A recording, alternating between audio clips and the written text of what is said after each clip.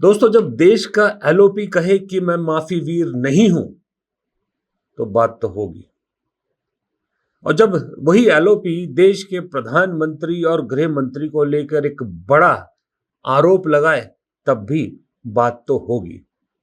और जब देश की राजनीति को बदलने की कोशिश की जाएगी, तब भी बात तो होगी। नमस्कार, मेरा नाम है प्रदीप चौहान। मोदी को जितना भी पीआर आपने पिछले 12 साल में देखा है, उस पीआर को भांप कर पहले से ही उसको पंचर करने में आजकल राहुल गांधी बड़े माहिर हो गए। अब आपको एक उदाहरण दिखाता हूं। यहीं उत्तर प्रदेश के इन्हीं सभा में राहुल गांधी ने वो कह दिया मोदी के बारे में जिसकी आशंका सच में है ऐसा होगा, लेकिन राहुल गांधी ने पहले ही कह दिया कि तैयार हो जाइए, मोदी आपके पास आके रोएंगे। और आप याद रखना, नरेंद्र मोदी कहेगा, आपसे कहेगा, रोएगा, जैसे कोविड के समय रोया था, जैसे नोटबंदी के समय रोया था, रोएगा और कहेगा मेरी गलती नहीं है। और मैं आपको बता रहा हूं कि गलती सिर्फ नरेंद्र मोदी, अमित शाह और आरएसएस की है, क्योंकि इन्होंने इसको खत्म किया है। देख लेना, 1 महीने के अंदर टीवी पे आएगा नरेंद्र मोदी, रोएगा, हाथ जोड़ेगा, जैसे नोटबंदी में कहा था मुझे लटका देना फांसी से। नोटबंदी उसने की, आपसे पैसा उसने छीना, आपके घर से पैसा उसने छीना, और फिर आके हाथ जोड़ दिए और कहा कि मुझे लटका देना फांसी पे अगर काला धन नहीं खत्म हुआ। काला धन खत्म हुआ। उसके बाद कोविड के समय वही बात की, मजदूरों को मरवा दिया, घर भेज दिया, लॉकडाउन कर दिया, और अरबपतियों का लाखों करोड़ रुपए कर्जा माफ कर दिया। और फिर से करने वाला है।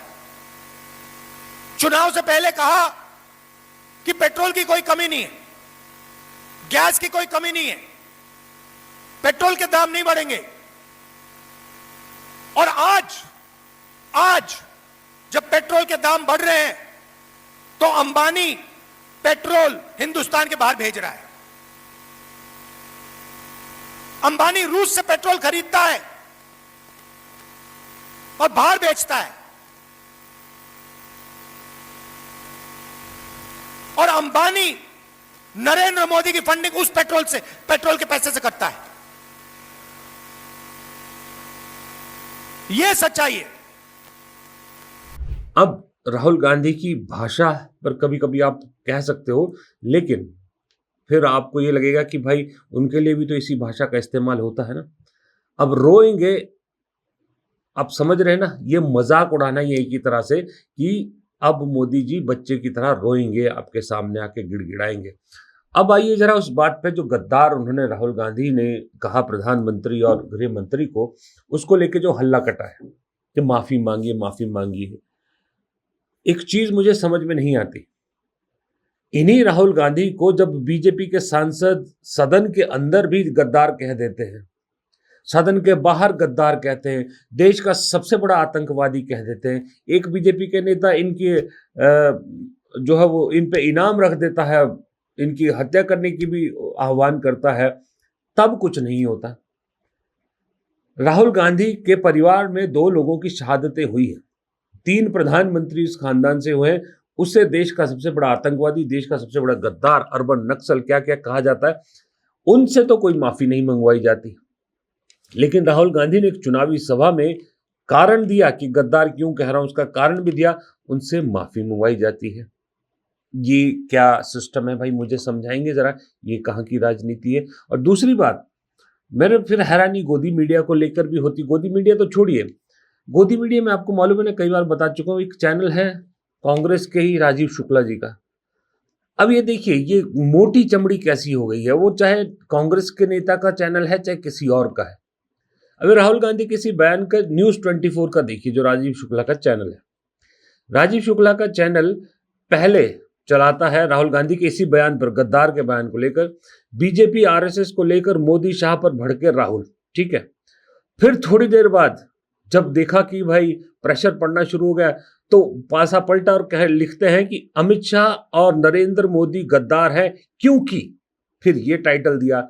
और जब ऊपर से पूरा डंडा आया तो लिखते हैं रैली में राहुल ने पीएम मोदी और शाह को गद्दार बताया। एक ही चीज पे 3 अलग अलग स्टैंड। और ये कोई बीजेपी का या फिर अंबानी का, अडानी का चैनल नहीं, राजीव शुक्ला जी का चैनल है। इससे आप अंदाजा लगाइए कि कैसे नैरेटिव, कहां से इंस्ट्रक्शन आती है, कैसे चलता है, क्या चलता है। और इसके आगे कांग्रेस के नेता और उनके चैनल भी नतमस्तक है। और दूसरी बात, जो कुछ लोग कह रहे हैं कि देखिए राहुल गांधी को शोभा नहीं देता कि राहुल गांधी प्रधानमंत्री का मजाक उड़ाएं, मेलोनी और मेलोडी को लेके मजाक उड़ाएं। और जब प्रधानमंत्री सदन के अंदर ही मजाक उड़ाते हैं राहुल गांधी का, तब कुछ नहीं। और राहुल गांधी ने कोई अपशब्द तो नहीं कहे। अब ये 3 चीजें, 3 आपकी स्क्रीन पर चल रहे हैं, तीनों चीजें जरा देखिए और बताइए कि क्या ये किसी देश का प्रधानमंत्री ऐसे बिहेव करता है। Prime Minister Modi brought us a gift, a very, very good toffee. Mallory.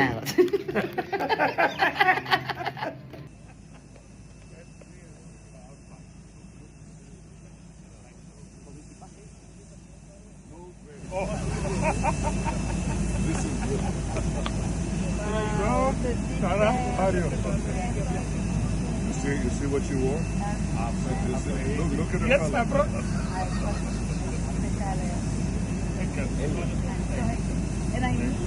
बताइए, क्या किसी देश के प्रधानमंत्री का व्यवहार ऐसा होता है? अब अगर कोई इस पे तंज कस रहा है, कोई बात कर रहा है, तो वो गुनाह हो गया, वो देशद्रोह हो गया। ये कहाँ का सिस्टम है? अब जब नॉर्वे की पत्रकार सवाल पूछती है मोदी जी जवाब नहीं देते हैं, तो फिर उस नॉर्वे की पत्रकार को लेकर इस देश में जो कुछ हो रहा है कल से लेके, आप देख के हैरान हो जाएंगे कि किस तरह से उस लड़की के कैरेक्टर को लेकर क्या कुछ नहीं इंटरनेट पे डाला जा रहा है। वो कुछ नहीं है, जबकि वो देश की नागरिक क्यों नहीं। जब मेलोनी के बारे में राहुल गांधी मेलोडी और मेलोनी का जिक्र करते हैं तो कहा जाता है कि इटली की एक महिला का सम्मान करना चाहिए, लेकिन उसी इटली की महिला सोनिया गांधी जब भारत की बहू है और भारत की नागरिक भी हो गई है, उनको लेके हर कुछ गंद जो है वो बका जाता है, सोशल मीडिया पर शेयर किया जाता है, तब कुछ नहीं होता। ये दरअसल वो है नहीं का, हाल ही में आपने देखा होगा कॉकरोच जनता पार्टी। कॉकरोच जनता पार्टी जो है वो और कुछ नहीं है, इस देश के युवाओं के अंदर बढ़ती हुई फ्रस्ट्रेशन का एक जीता जागता सबूत है। जो लोग कह रहे थे ना कि नेपाल, बांग्लादेश, श्रीलंका टाइप यहां नहीं हो सकता, उन्हें एक बार ये कॉकरोच जनता पार्टी मुहिम जो है ना, इसको देख लेना चाहिए। एक सटायर पे शुरू हुआ मामला क्या रंग लेता जा रहा है। अब ऐसे में वो तो एक खैर सटायर वो है, कोई रियल पॉलिटिकल पार्टी नहीं है, लेकिन सोचिए इस संदेश तो साफ है ना कि इस देश के युवाओं के अंदर जो फ्रस्ट्रेशन बढ़ रही है वो किस लेवल तक पहुंच गई है। आरएसएस के लोग सुन लो, आपने कहा कि मुझे माफी मांगनी चाहिए, मैं कभी माफी नहीं मांगूंगा, फिर बोलूंगा। अमित शाह और नरेंद्र मोदी गद्दार हैं क्योंकि उन्होंने कॉन्स्टिट्यूशन पर आक्रमण किया है। सुन लो अच्छी तरह, मैं तुम लोगों से नहीं डरता हूं और हिंदुस्तान की जनता इस बात को समझ गई है और हिंदुस्तान की जनता भी आपसे नहीं डरती है। जी हां, राहुल गांधी ने एक ही दिन में 2 बार दरअसल बर्नौल मूवमेंट दे दिया बीजेपी के लिए। राहुल गांधी ने साफ शब्दों में कहा है कि वो माफी नहीं मांगेंगे, किसी हाल में नहीं मांगेंगे, जो कर सकते कर लीजिए। अगर आप लोगों को जिनको नहीं मालूम है ये मामला क्या है सारा, तो मैं आपको बताता हूं कि राहुल गांधी ने आज एक जनसभा की रायबरेली में। उस जनसभा में उन्होंने कहा, लोगों से अपील की कि भाई अगर ये बीजेपी के कार्यकर्ता आपके पास मिलते हैं तो उनसे कहिए कि प्रधानमंत्री नरेंद्र मोदी, गृह मंत्री अमित शाह और आरएसएस तीनों देश के गद्दार हैं, क्योंकि ये लोग देश के संविधान पर आक्रमण करते हैं। बस राहुल गांधी का यह बयान देना था कि पूरी बीजेपी में खलबली मच गई और हुक्म आ गया कि इसकी भर्त्सना की जाए, तो फिर कश्मीर से लेकर कन्याकुमारी तक पूरी बीजेपी इसकी भर्त्सना में लग गई और गोदी मीडिया उसे दिखाने में जुट गई। लेकिन अगली ही सभा में राहुल गांधी को ये सारी खबरें मिल गई और राहुल गांधी ने तुरंत ये कह दिया जो मैंने अभी आपको सुना है कि मैं किसी भी हाल में माफी नहीं मांगूंगा। ये राहुल गांधी की नई राजनीति का नया रूप है। ये बात उन्होंने पहले भी कही थी, लेकिन जिस तरह से इस वक्त राहुल गांधी राजनीति कर रहे हैं, जिस तरह से इस वक्त राहुल गांधी प्रधानमंत्री को लेकर आक्रामक हुए हैं, जिस तरह से लगातार हर चीज पर तीखे प्रहार कर रहे हैं, वो कहीं ना कहीं इशारा ये कर रहे हैं कि राहुल गांधी कुछ तो बड़ा करने की फिराक में है। अब वो क्या बड़ा है क्या नहीं है उसका थोड़ा सा विश्लेषण करेंगे, लेकिन आप ये समझिए कि राहुल गांधी अब वो राहुल गांधी नहीं रहे हैं जो एलओपी से पहले हुआ करते थे। अब खास करके पिछले एक साल में आक्रमण, मोदी सरकार पर आक्रमण बहुत तेज कर दिया है और मोदी और अमित शाह खासकर निशाने पर रहते हैं। अच्छा, वक्त देखिए, वक्त कैसे बदलता है राजनीति में। वक्त यूं भी बदला कि जिस राहुल गांधी का प्रधानमंत्री और उनकी टीम मजाक उड़ाया करती थी, आज वो राहुल गांधी प्रधानमंत्री का मजाक उड़ा रहे हैं। खास करके वो जो मेलोनी, जो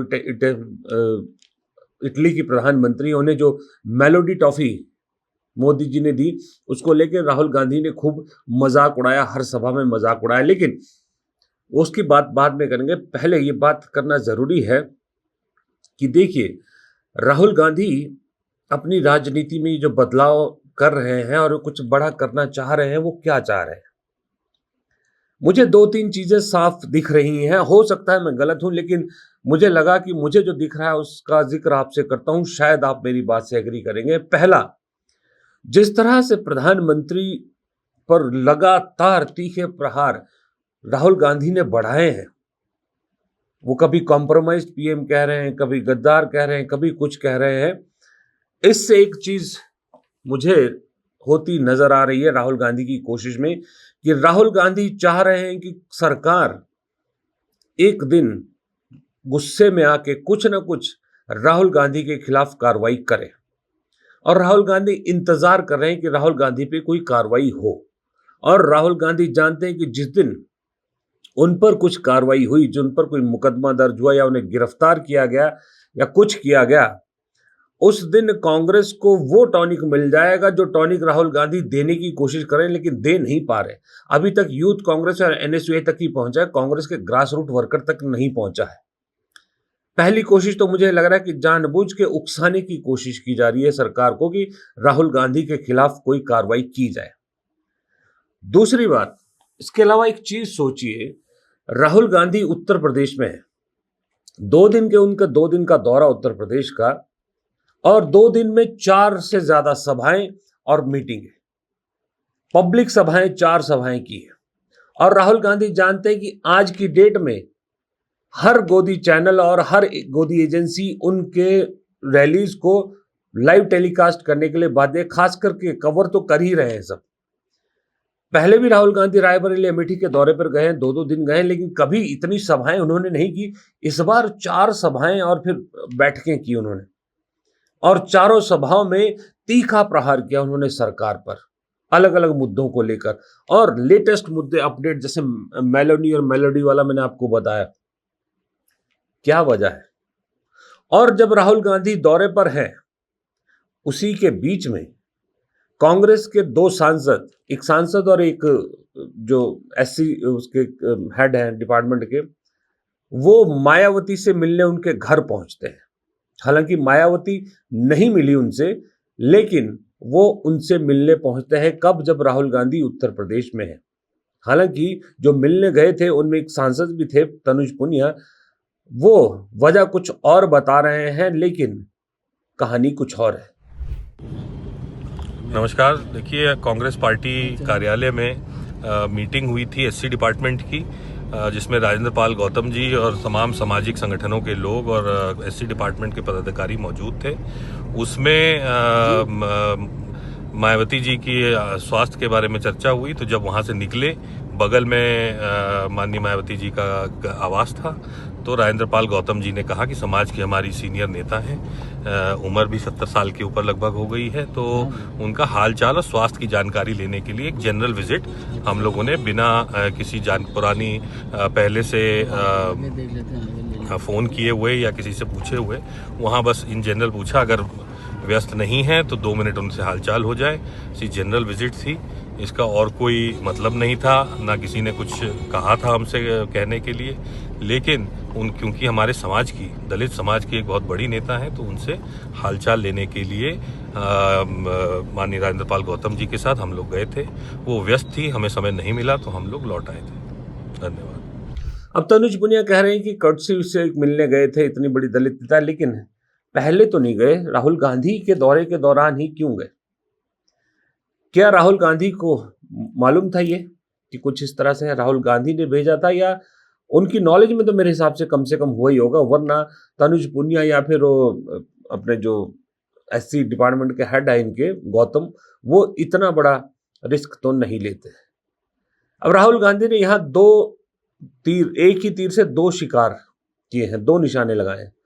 पहला, उन्हें मालूम था कि मायावती से मिलना इतना आसान नहीं है, मायावती हर किसी से नहीं मिलती है, लेकिन फिर भी ये 2 लोग गए मिलने, मायावती नहीं मिली। पहला संदेश तो ये पूरे दलित समाज को, उत्तर प्रदेश के पूरे दलित समाज को एक मैसेज दे दिया कांग्रेस ने कि हम तो मायावती को साथ लेकर चलने के लिए तैयार है, इस बीजेपी को हराने के लिए सबको साथ लेकर चलने के लिए तैयार है। मायावती इतनी बड़ी दलित नेता है, रिस्पेक्ट के तौर पर हम उनसे मिलने गए थे, हम साथ ले जाना चाहते हैं, लेकिन मायावती खुद ही हमारे साथ आने को तैयार नहीं, मायावती खुद ही बीजेपी के डर में दब के रहना चाहती है। ये क्लियर मैसेज वो दलित समाज को इस कोशिश ने दे दिया। और दूसरा ये था कि अगर मिल गई मायावती, अगर उन्होंने मिलने के लिए हाँ कह दिया, तो भी राजनीतिक हलचल पूरे देश में मच जाती, तो भी एक संभावना ये तलाशनी शुरू हो जाती कि क्या उत्तर प्रदेश में समाजवादी पार्टी, बीएसपी और कांग्रेस तीनों मिलकर बीजेपी के खिलाफ लड़ सकते हैं। और अगर ऐसा हो गया तो बीजेपी को सत्ता से विदा होने से उत्तर प्रदेश में कोई नहीं रोक सकता। हालांकि वो हुआ नहीं, लेकिन पहले वाला काम हो गया। अगर मुलाकात हो जाती तो ये दूसरा काम हो जाता। ये राहुल गांधी कुछ और बड़ा खेल दूसरा इस तरह से करने की कोशिश कर रहे हैं कि जितना भी दलित ओबीसी वोट है उसको किसी तरह से एकजुट एक साथ लाया जाए और बीजेपी को अलग थलग किया जाए। उत्तर प्रदेश में हार बहुत बड़ा बीजेपी को झटका होगा, ये भी सबको मालूम है। ये राहुल गांधी की जो है फिलहाल नई राजनीति दिख रही है। और दूसरी बात, मोदी को बहुत अच्छी तरह से समझ गए